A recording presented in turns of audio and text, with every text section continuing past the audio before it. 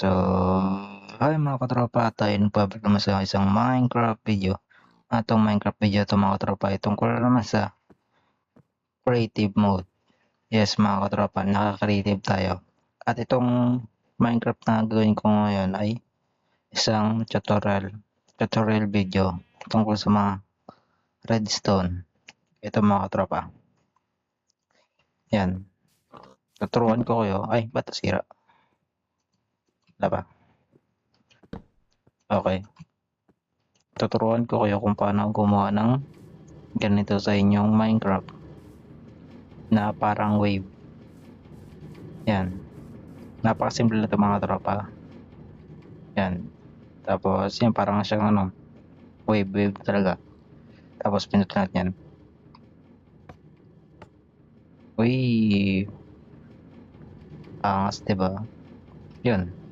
Ang kailangan nyo lang na ang kailangan nyo lang dito na materials ay sticky piston, relays, minecart, redstone, button, redstone repeater, slime block, tapos ito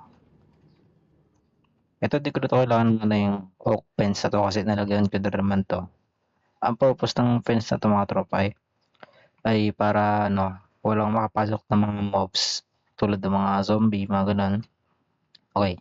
Una mo lang gagawin mga tropa ay nalagay tayo ng nakatingin sa taas na sticky piston.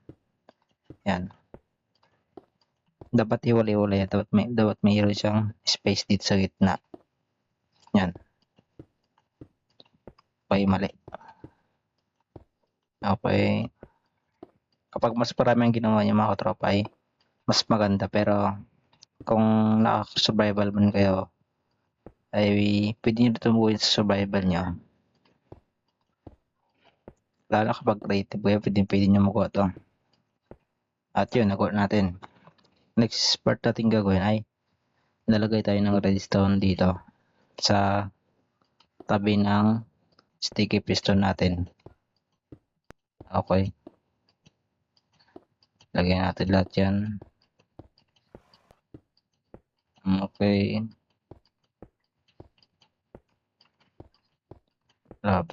Lapit wala.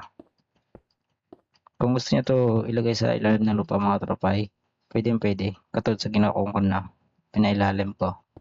Magukay lang kayo ng 2 blocks. Yun, nalagay na natin. Tapos lagyan natin siya ng redstone repeater dito. Dapat doon siya nakaharap. O pwede rin nakaganon. Pero dapat isang direction lang sila. Kung dito nakaharap yung isa, dapat doon lang. Pero pang nakaganto harap, at nakaganto, hindi pwede yun. Dapat dito nakaharap. Yan. Lagyan natin yan. Okay. Yan.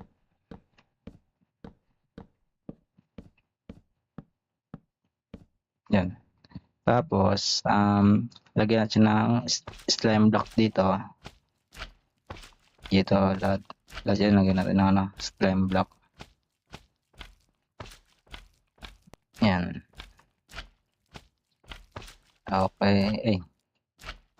Sobrang laki to ng gawa ito mga tropa, kaya sobrang matagal na proseso to. Pero worth it naman. Tapos lagyan nyo ng relays dito. Yan. Relays. Lagyan ng relays dito. Taas ng slime. Okay. Next part natin ay lagyan siya dito ng minecart. Ito lang. Okay.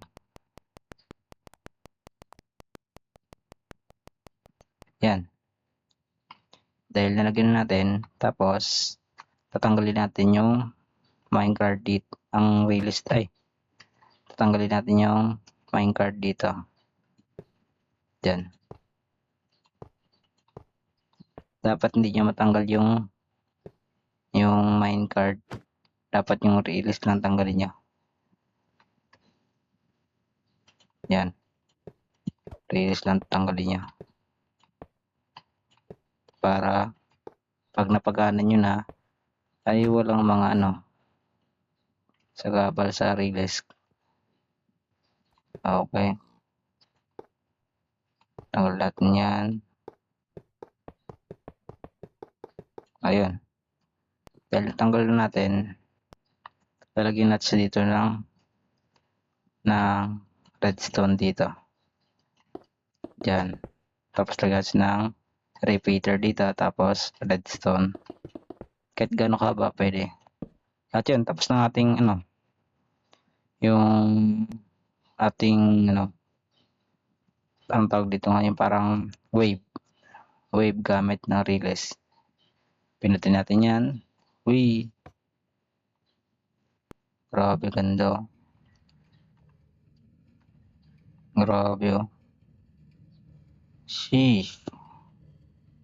Napakaganda siya mga tropa. Tingnan nyo. At ang kagandahan dito, pwede kayo sumakay dito sa Riles. Tignan nyo. Okay. Okay, yun. Nakasakay tayo. Wee, diba? Para tayong sa roller coaster. Wee. Pero kung gusto nyo babaan, pwede nyo rin itong babaan. Lagay lang kayo dito ng button. Yan. Tapos, sakay kayo dyan. Tapos, pinutin nyo to. At yun, pwede na kayong mag-wave. Wee! Wee! Diba? Ang napakaganda niya mga tropa. At yun. Pwede nyo rin ito ilagay yung mga alaga nyong hayop. Tulad ng mga chicken, mga mobs. Kahit anong mobs pwede nyo ilagay. At yun. Tapos ng ating wave tutorial sa Minecraft. Yan. At yun. Dito ko natatapusin ng Minecraft creative tutorial natin mga tropa. Maraming salamat mga tropa. Salamat.